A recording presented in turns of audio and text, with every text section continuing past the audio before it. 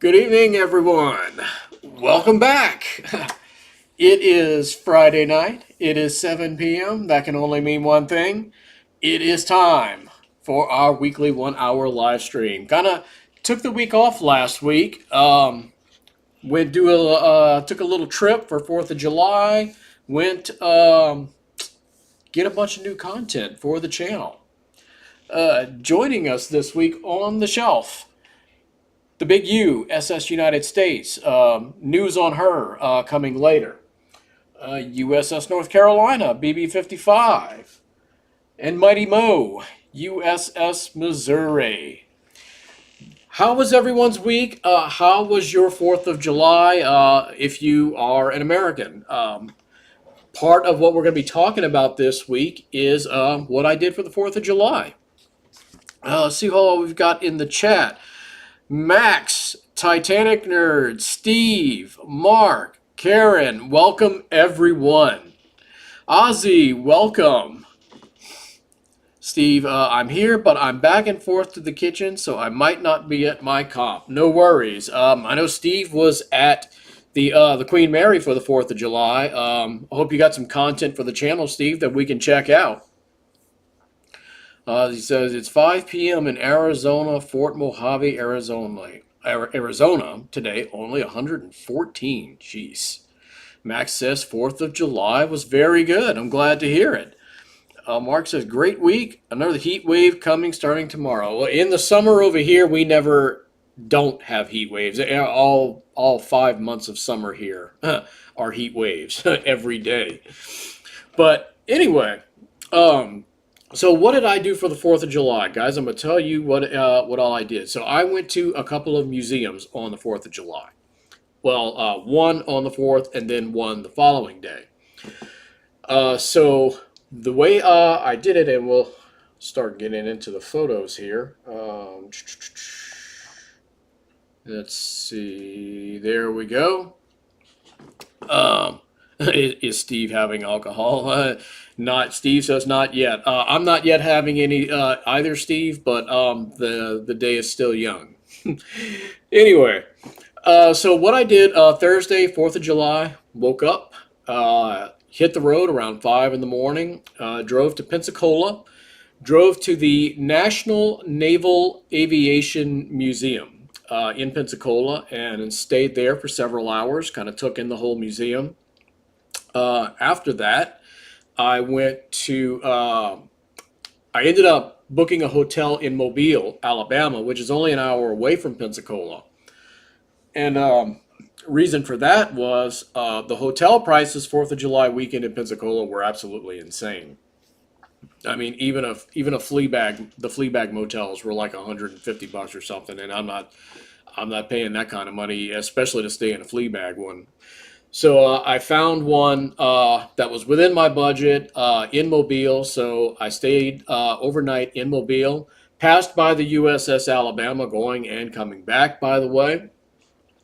The next day, I went to a museum in Mississippi. It's actually on a military base called Camp Shelby, and it's the Mississippi Armed Forces Museum. And it's about, if you're looking at a map, it's probably about I think 10 or 12 miles south of Hattiesburg, Mississippi. So that's how I spent the 4th of July. That's how I spent the day after the 4th of July, and that's what we're gonna start off taking a look at some photos I took. You can see here, very first photo is we've got this Blue Angels jet. This is right outside the main entrance of the National Naval Aviation Museum. And guys, that museum is absolutely amazing. There are a few museums I think that are on par with the National World War II Museum, but this one is definitely up there. So let's see if I can get my. Here we go. This obviously, Moonzer, welcome. How are you, my friend? I'm doing great. How was your week? How was your 4th of July? So what we're looking at right here, guys, is a fragment of BB-39, USS Arizona. They have a fragment, which is cool because the World War II Museum has one of these as well. But I wasn't expecting to see anything like this, mainly because we were in it's really an aviation museum. The only real ship-related content they have in there, for the most part, is aircraft carrier stuff. So I was pretty impressed to see that they have this in there. Of course, these are all suspended from the ceiling. We've got some Blue Angels jets here. And if you watch the video that came out today, we have what it is if you're looking down here at the bottom by the first one, there's this big stage over here in the corner. And these are hanging up over this big open area, and they do like a graduation ceremony right there. It's called a winging. And I guess that's like all the flight school graduates. This is where they hold their ceremony at. The first time I went, I actually got to see that that ceremony take place. They were having one, but they were not having one on the 4th, of course. Actually, no. This picture doesn't belong in here. This is actually from the Mississippi Museum. So let me skip that. Mark says it was a great video. Well, thank you, Mark. Mooser, is that where the spruce goose is? Mooser, I'm not sure honestly what that is, so I do apologize for that. If it was there, I was not aware of it. This is along the back wall, what we're looking at right here, guys. This is, if you're going back to like right here, if you're standing in this little area, if you look over to your left, that's where this is. And you see the date up here in the corner, December 7th, 1941. Got a date which will live in infamy. And if we zoom into the photo here, we can see there's the fragment of the Arizona right there. And you can see they've got a picture of Yamamoto right here. Of course, he was the mastermind of the Pearl Harbor attack. And there was a Japanese sword right here. So that's what you see right there. This was just a really nice, a really cool painting I saw. There's a lot of exhibits, a lot of that I didn't show in the video. One of them, there's a lot of stuff about the moon landing. There's a whole exhibit dedicated to like space exploration. So that's a thing that another thing you can see, and I believe this was in that exhibit. They also have tons and tons of giant models of aircraft carriers and famous ones too. You know, the Wasp, Enterprise, so forth. This right here, this Blue Angels themed Corvette, guys, You can actually go to the National Naval Aviation Museum's website right now and enter into a contest to win this Corvette. As far as I know, the the contest is still going on. Oh, and by the way, this is what I'm drinking this evening. This water actually came from that museum. I bought it when I was leaving, ended up never drinking it, and bring it home with me. So, yeah. If I can break off the cap without spilling it everywhere.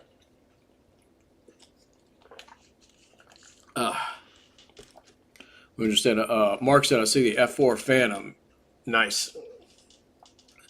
It, yeah, so this was actually there last time I was there too. So this has been an ongoing contest that they've been doing. This right here, and this was really cool. This is another exhibit. I didn't show this exhibit in the video, but I think I did a short on it that's going to be coming out on the channel. It's like wrecks of Lake Michigan. And this plane is a representation of one of those. And of course, they've got like, the lights from the ceiling that are coming down and makes it look like, you're underwater. There's two planes like that. And then you can sit inside of this exhibit and watch a video about it. Very interesting video, too. Bedford Falls. So the clock's at 7:08 p.m. Eastern Time commemorates the moment the Allies formally accepted the Japanese surrender in Tokyo Bay. And of course, we all know what ship that happened on. Mighty Mo. I don't think I got a picture of it, but there was some sort of raft, and it was on the second floor. And I forget the story, but it was some plane. It was a. I don't know if I don't remember if it was like one plane or several planes or a convoy, but it was three guys. They took off from their aircraft carrier. They landed in the water away from their carrier, and they ended up on this raft. And they drifted for like over a week somewhere in the Pacific. Ended up on an island somewhere and ended up being picked up. And they actually had the physical raft that these guys were in. So that was pretty amazing. And this stuff right here, I love seeing stuff right like this. And World War II Museum has stuff like this as well. You can actually go in here into what this looked like, this old 1940s living room. And you can see they've got all these pictures and stuff, making it look like it'd be really somebody's home. Oops. Didn't mean to do that. And to the left of here, like over, if you look over to the left, they have like this old-time looking kitchen that you can walk into. Well, no, excuse me. You can't walk into the kitchen part because it's like walled off by plexiglass. Now, in the World War II Museum, you can walk through all of it. And this is part of the thumbnail for this week's video. I really dig this. Almost looks like the outside of a walk-in, an old movie theater.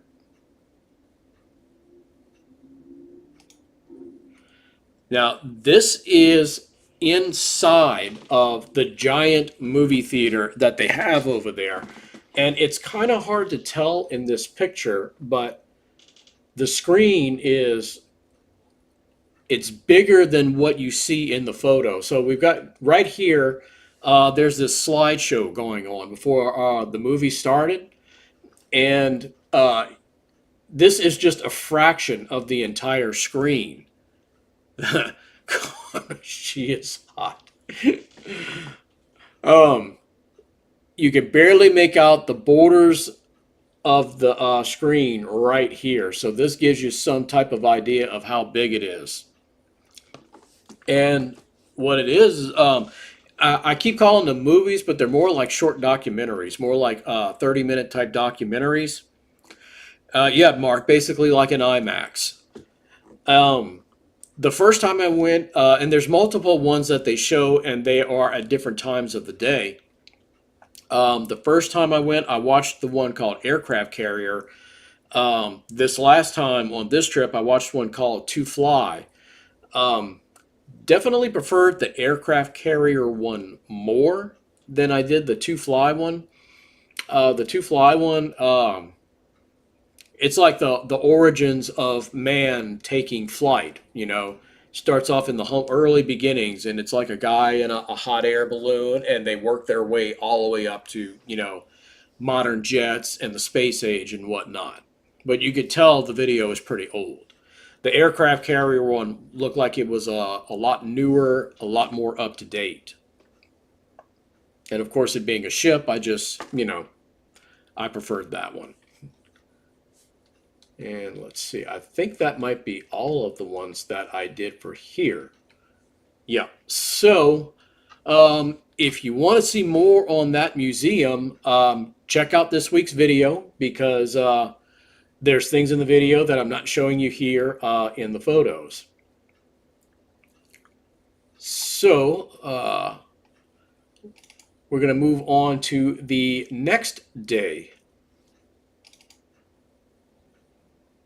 As soon as I can get the photos up here. All right, and here we go.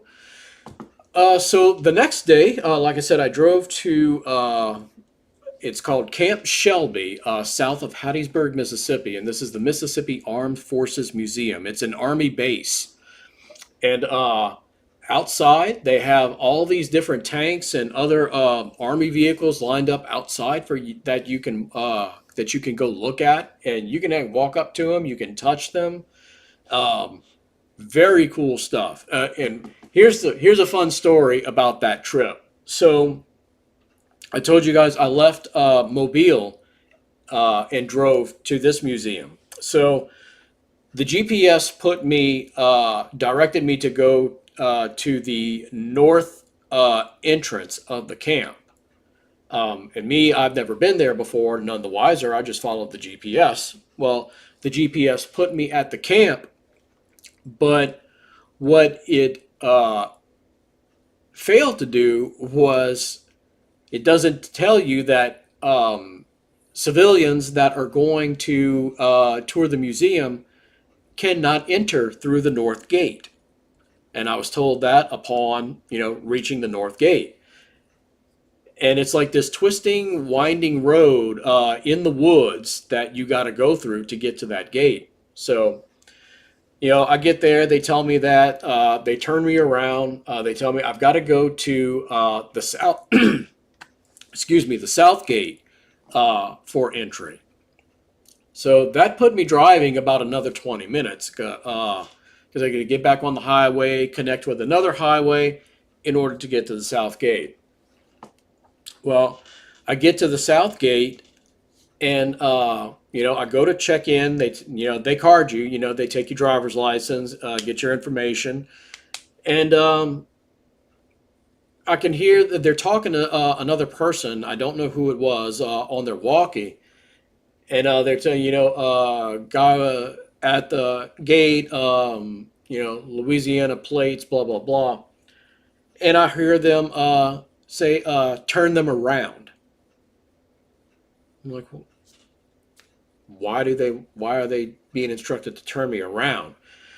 Well, she walked off for a few minutes and she's talking to this person. She comes back to me and she's like, what are you here for? I said, I'm coming to see the museum. And she says, well, the museum's closed. I was like, well, I called a couple of days prior to coming and they told me the museum would be open today. So she had me pull off to the side instead of turning me around. And I guess they checked with the museum to make sure they were open. And eventually she came up, she gave me my license back and said, yeah, okay, you're good. And she directed me on how to get to the museum because, you got to follow the path they want you to follow. You are on a base. They don't want you, I guess they don't want civilians going into places that civilians shouldn't be going into, basically. We got a super chat. Aaron thought I would buy you a beverage. Aaron, thank you so much. I appreciate that so much, man. That is amazing. I will absolutely be going by a beverage as soon as the live stream's over. Man, now you make me want to hurry up and end the live stream. That way I can go get my beverage. Thank you so much, Aaron. I truly appreciate that. I really do. It helps the channel a lot too. Um, so, the way this museum is set up, you go in through the main entrance. Of course, you check in, and it kind of makes like a big circle. And they start from early history of, it's like I said, it's a Mississippi Armed Forces Museum. So it's really about, Mississippi's involvement in various wars in American history. And you start off with like the Spanish American War, and you work your way all the way up through World War One, World War Two, Korea, Vietnam, and there's some stuff. I believe there was even some stuff on 9/11. Um, there was stuff on the War on Terror. So right at the beginning, this is chemical warfare used in World War One, and let's see. Yeah, so training at Camp Shelby. There's a lot of like wall displays like this in the museum. It's nowhere near as large as the Naval Aviation Museum or the World War II Museum, but they've got a lot of cool stuff in there. One of the coolest things that I read, and this is really cool too. The history of the Tuskegee Airmen of Mississippi, and there's a big display on this. That is kind of you, Aaron. Yes, Aaron, that was extremely kind of you, Aaron. Thank you again. I appreciate it. um, but yeah, this is one of many displays you can see in there. And yeah, so here's that picture I didn't mean to show earlier, but they talk about Pearl Harbor right here. Obviously, we know this is why the United States entered World War II. This was actually extremely interesting. This was one of the things that fascinated me the most while I was, reading all the different things. At this Camp Shelby, there were German POWs during World War II at this camp. And you can see right here, we zoom in, prisoner of war camp fundraiser. Down here, you can see German prisoners of war formed a highly competitive soccer league during their confinement at Camp Shelby. Pictured right are the 1944 soccer champions. Who would have thought? Educational certificate, 1945. German soldiers had access to a wide range of educational programs provided at the Army. So even in World War II, we treated our prisoners pretty well, wouldn't you say? And this here is a picture, one of the few ship pictures that they had. USS Caldwell DD-69 was credited with sinking a German U-boat during convoy duty in 1918. So this would have been a World War I destroyer.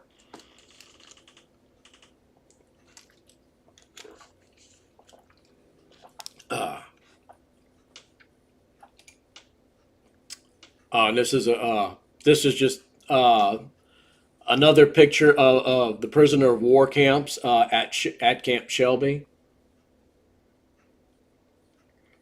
It blew my mind that there were German POWs at this camp.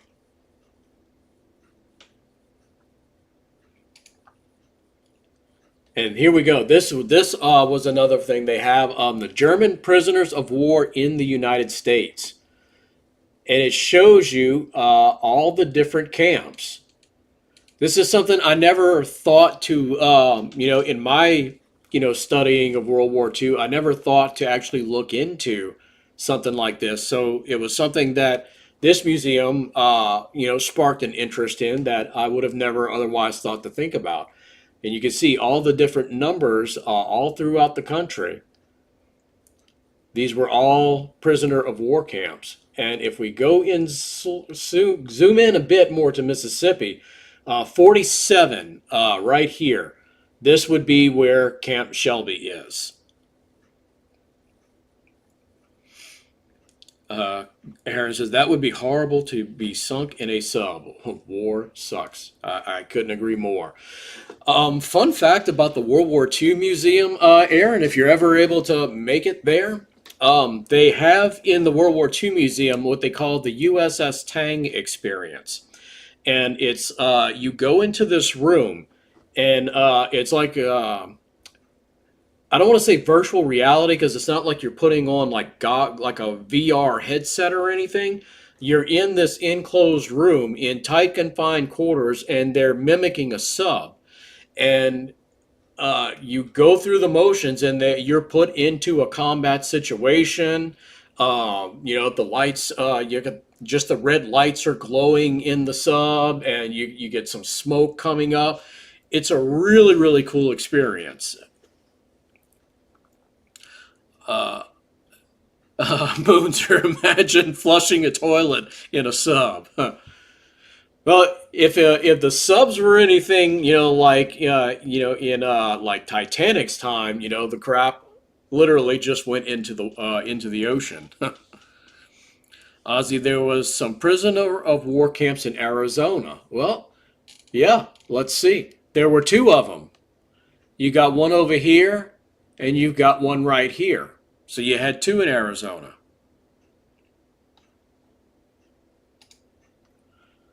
Let's see, atomic weapon tests in Mississippi. I had no idea.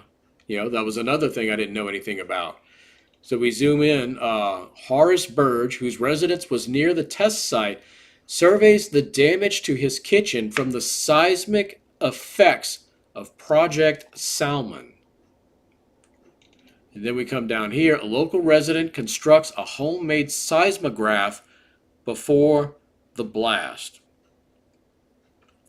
Moonzer, do you have any of the roller 3D models? No, Moonzer. I'm afraid I am not familiar with those.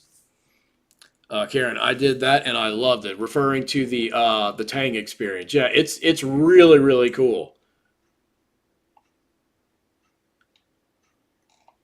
So let's see. Now this image was not in the museum. It's not part of the museum. I just thought I would show this because they have a giant model of this beautiful lady right here. Does anybody know what ship this is? I'll give you one hint. It's a battleship. It's an American battleship. Anyone know? I bet. I see Wolf's not with us tonight. If he was here, he'd probably guess it right off the bat. Anyone know what American battleship this is?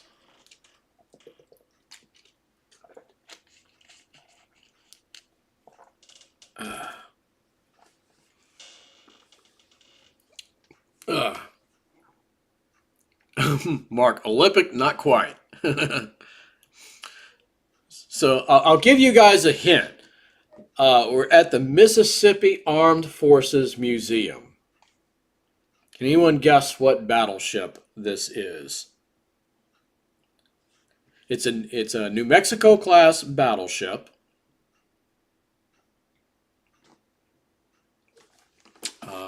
Aaron's asking, is it World War One? That I'm gonna check real quick, Aaron. I am not certain. I think it is. It's got that where it looks like it could be a dreadnought, but it might not be. Let's see. I'm pulling up the wiki real quick. This ship was commissioned on December 18th of 1917. Let's see. So yes, Aaron, to answer your question, it would be World War One. Ozzy, doing World War II in a submarine is most dangerous, indeed. No, Ozzy, it is not the Kid. No, Mark, it is not the Alabama.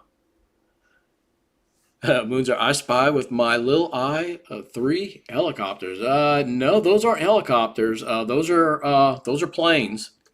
Probably spotter planes. Her bow is kind of strange. So, this, guys, is BB 41, the USS Mississippi. Of course, we're at the Mississippi Armed Forces Museum, so they had a gigantic model of her. Aaron, you were as close as we got. New Mexico, Mississippi was a New Mexico class ship. So you're the closest one. I'm going to give that to you just because you at least got the class. So yeah, that's who that was, and I think that's going to be. There will be a video on this museum in a few weeks as well. And I'm pretty sure I got the model. It's going to be in that video, or I got a short video of the model. So that's everything I've got to show you guys for the museums, but we're not quite done yet. We still have 30 minutes to go, and I have something else to show you guys. Let me find it here real quick. I've got an audio check here that I need to do as well, so I'll be listening to the audio for a minute too. Let's see. Okay, so this is what we'll spend the rest of the video looking at right here. Aaron says she was decommissioned on September 17th, 1956. Too bad Mississippi didn't try to save her as a museum ship like Alabama, the state of Alabama did with BB-60. Let's see, so let me switch back. Okay, so you can't flush your toilet on a submarine during World War II. Moonzer, when I get my van, I want to drive to the USS Alabama. Moonzer, you will not be disappointed at all, my friend. In fact, I'm sure you guys have all heard of the review thing, TripAdvisor. The Alabama Museum recently got a 5-star rating. Yet again, not the first time. It's really that good. I recommend anyone going there and check out the USS Alabama. But I'm going to be quiet for a sec so you guys can listen to this real quick. Years and years, ship enthusiasts have debated on which battleship was the most powerful battleship ever built. Was it the Bismarck? Was it the Yamato? Was it one of the Iowa-class battleships? Luckily for all of them, a certain class of battleship never went into production. For if it did, it would be the undisputed winner of that debate.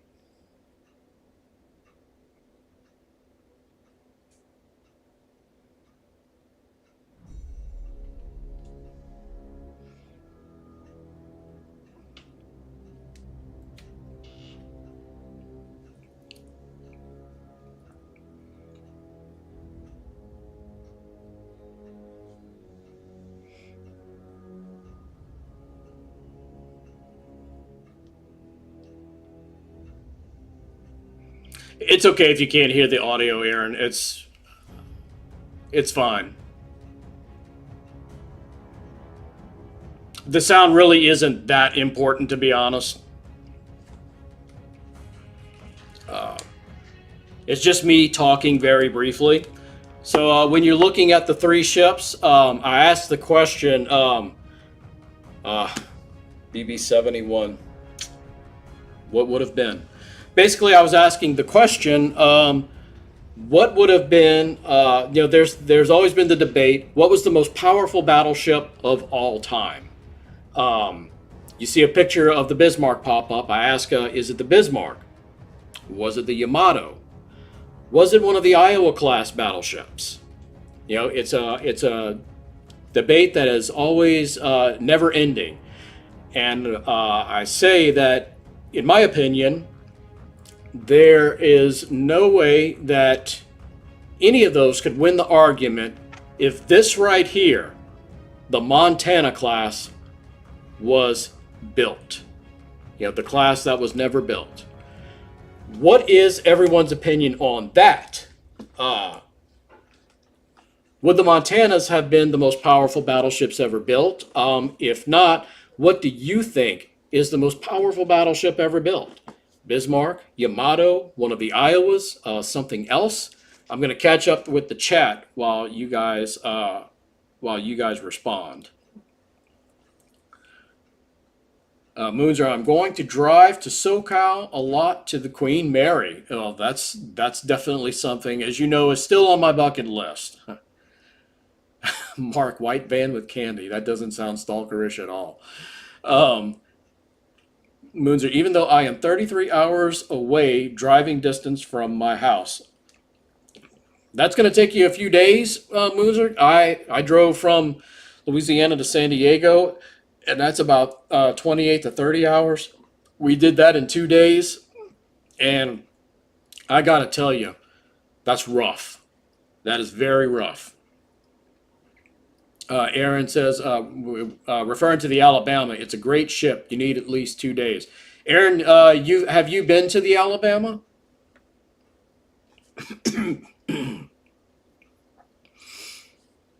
Let's see. Moser was asking, was that the SS Brahmin? No.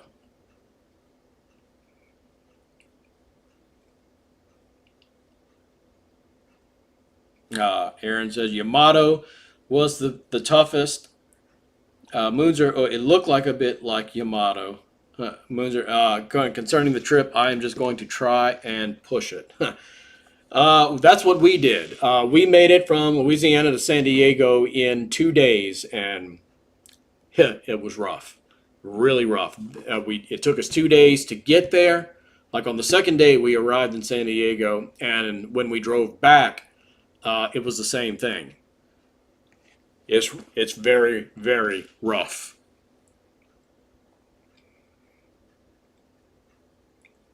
I'm going to drink as much pop and Gatorade as possible. You might need a Red Bull or two, or some type of energy drink. Aaron, am I being too nosy by asking how many times have you been to the Alabama, and when was the last time you went to the Alabama? As you guys know, I went there a few months ago. There was a Mopar show at the museum, and of course, I went there, did another video, uh, went live while I was there. I think I just popped a blister inside my mouth, guys. I ate a pizza. Before I went live, and I burnt the hell out of the top of the inside of my mouth. So you need to do Smokey and the Bandit run in 48 hours. Um, that depends on what the distance to that was. That was Atlanta to Texarkana. I'd have to look at the miles and see how that was, because technically, when we did Louisiana to San Diego, we did that in under 48 hours. And just trying to picture a map in my head, um, I don't think Texarkana to Atlanta is as far as basically New Orleans to San Diego.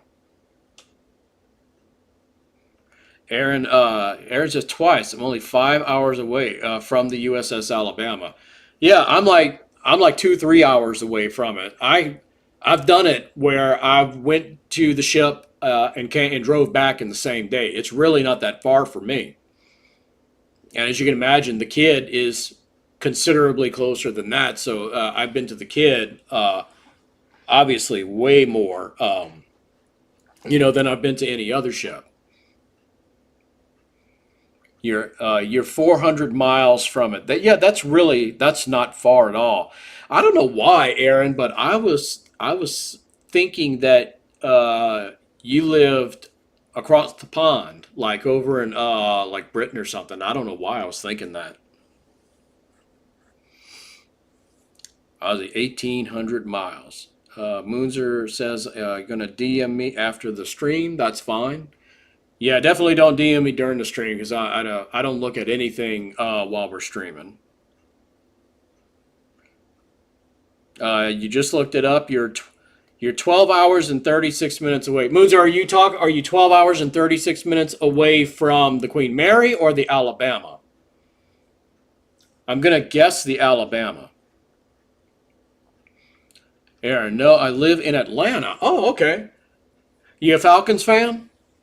Georgia Bulldogs or any of the teams out there?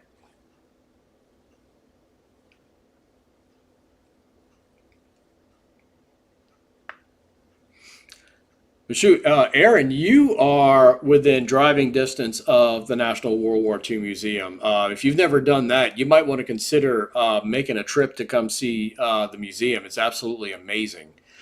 Speaking of which, I am going. We've got a group of us that are going to the World War II Museum tomorrow. You can expect a video on that as well. I already have. I've already done a video on the museum, and it is on the channel. But it's it's been over a year now since I've been to the museum, so I think it's time to get like an updated video.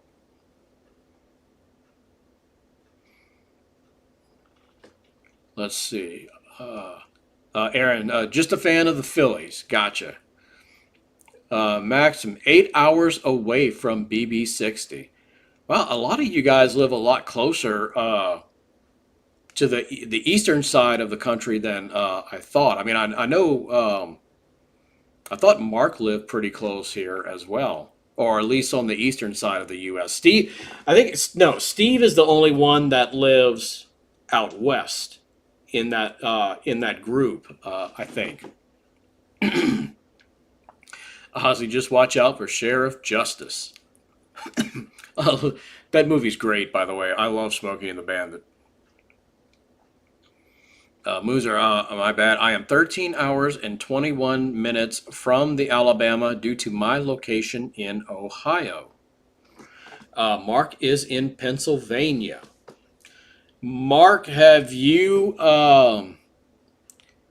You need to go basically to Philly, and you might want to go take a look at the Big U in case she ends up not making it. Because we all know what's going on with that. Speaking of which, I said there was news on the SS United States. It's not much, but the Conservancy announced that they raised so far $100,000 for the the emergency funds that they're trying to get in order to relocate the ship. The total that they are trying to raise is 500,000. They've got 100,000 of that. So if you can make a donation to the ship, I donated what I could, and yeah, we still waiting to see what happens. But yeah, Mark, you could go see the Big U. You could see the Olympia. You could go see BB62. I mean, they're all really, really close by. And I know you know this because we were watching the streams of the New Jersey going to and from dry dock when those events happened. So you can't be all that far away from those ships. Just some food for thought. Aaron says my favorite is BB62, but it is far from here. Uh, a little bit, yeah. You probably have to fly. It's not something you probably want to drive to. Ozzy is in Arizona. I've been through Arizona, Ozzy. Actually, I had a loved one that lived in Phoenix for a little while last year too. I've not been through Phoenix. We drove through the I-10 corridor of Arizona, so I've driven through Tucson. It's the only city, so to speak, that you actually drive through on I-10. Steve is finally at his comp. Sweet. Welcome back, Steve. Mark says, I've been on the USS Intrepid. Nice. Nice. Let's see, Aaron. Yep, Olympia and Buchanan. BB-62. Let's see. Moonzer says, I'll be at the Big U before my trip to SoCal. Get pictures, Moonzer. Get pictures. Maybe what you really want to do, too, definitely get some selfies of yourself with the ship behind you. Because, again, we don't know what's going to happen.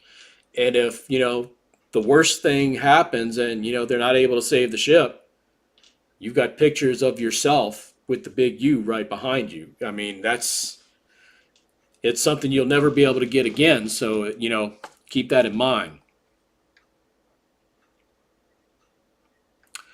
Steve, if you kept going on I-10, then you hit Phoenix after Tucson. You're absolutely right, Steve. And I need to clarify. So when you get north of Tucson, like between Tucson and Phoenix, I-10 and I-8 meet up. And we were going to San Diego, so we got on I-8 and headed, and that takes you straight into San Diego. So at that point, we got off of I-10. So, yeah, I need to correct myself there. Just, he said, Steve has not poured him a drink. He will be shortly. Well, I'm definitely having me a drink later on because Aaron donated some money for me to go buy something. So guess what I'm doing when stream's over?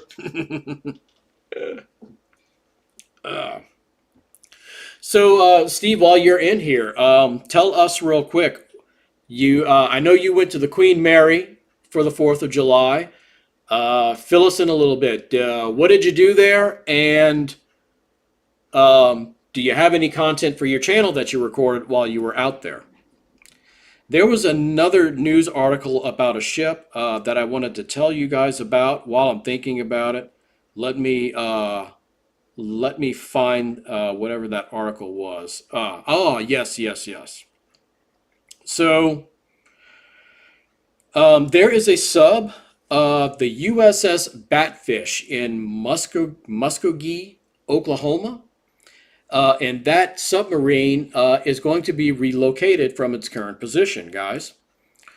The USS Batfish submarine in Muskogee is getting a new home, but plans on how exactly to move the vessel are just now advancing after the Muskogee War Memorial Trust just approved a plan. The ship has been sitting there for over 50 years, survived 2 major floods, but its time in its current location is coming to an end. The Batfish stands as a memorial for heroes who gave their lives during World War II. 1 in 5 sailors who signed up for submarine duty did not come home, said museum curator James Erb. Let's see, let's go down a little bit. So why is the submarine moving? Flooding in 2019 shifted the 311-foot sub from its mooring, but an even bigger move is coming to make room for Port Muskogee and other business development. Our sublease has expired, and they are needing those properties for some expansion and for another manufacturer that is already on site. The War Memorial Trust Authority that oversees the sub approved the plan on Thursday to move the Batfish to the Arkansas River, where it would be put on a barge and floated to its new home at Three Forks Harbor. Gully says the move and repairs could cost $20 million. It's a 4.5 million ton boat. It's a lot of weight that we have to negotiate, and it's 311 feet long, so it's not just an easy take to pick up and move it. He hopes to use FEMA funding to cover part of the cost, but says other private and public money will be needed. The plan to move this giant sub still has to be approved by Port Muskogee and the Army Corps of Engineers before it can go anywhere. So the good news is it's going to go somewhere. This sub is going to find another home. They've already got the home picked out. So that's another historic vessel that we don't have to worry about being scrapped. All right, let me catch up on chat again.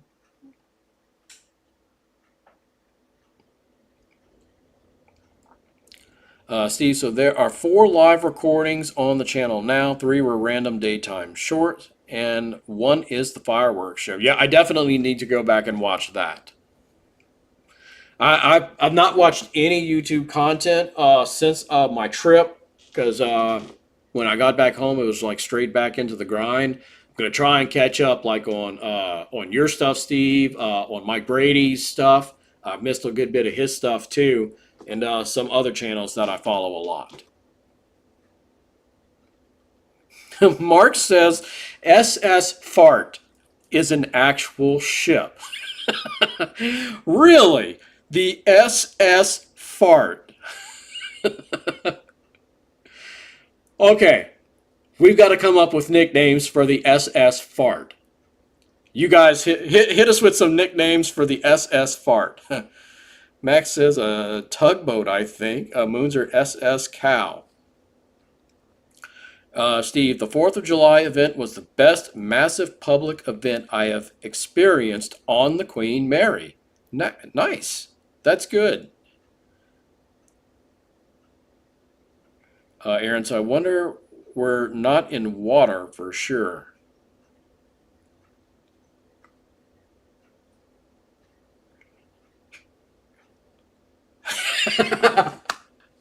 Steve, you gave me an idea for a nickname. Steve says, I am so far behind on getting content uploaded on my channel. I feel you. He says, LOL, yeah, SS Fart is like 100 years old too. So there we go, guys. SS Fart. We got the nickname. Old Fart. Aaron, you SS Gastrin. Mark, SS Poopy. Max, SS Farty Fart. How about Farty McFartface? Moonser, I am so excited to see the SSUS because I'm going to bring my camera as well. I got new phone too. Use your professional camera to get some pictures as well, Moonser. SSZ. Steve, so it's the crusty old fart. There we go. The old fart. That's your nickname. I mean, why not? We've got old reliable. Why not have the old fart? That's amazing. The old fart. I dig it.